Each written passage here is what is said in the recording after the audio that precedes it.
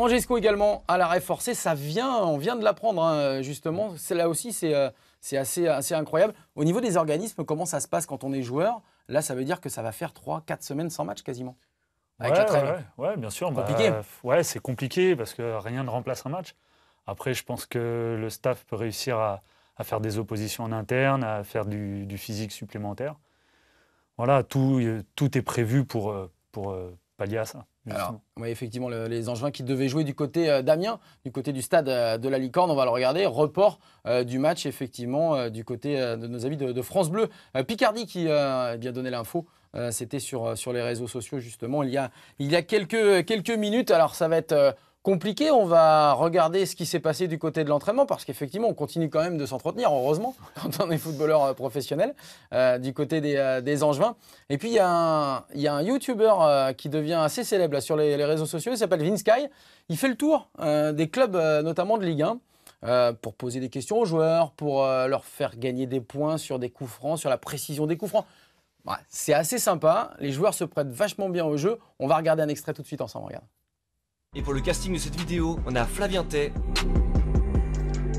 le grand Matteo Pavlovic,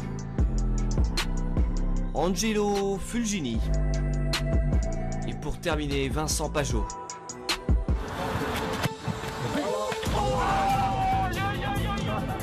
C'est du ralenti, moi j'arrête. Plusieurs ralentis. Fais pas le mec. Fais pas le mec.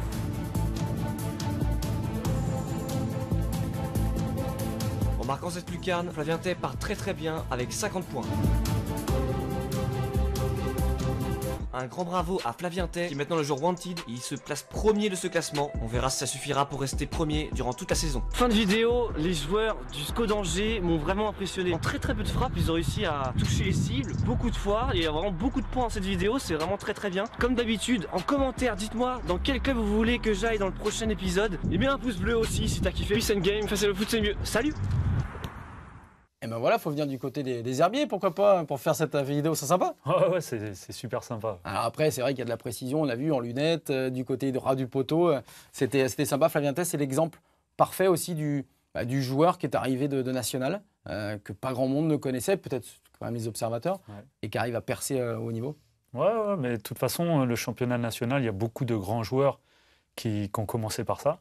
Je peux penser à N'Golo Kanté. Pareil. Voilà, et quand on voit maintenant ce qu'il devient...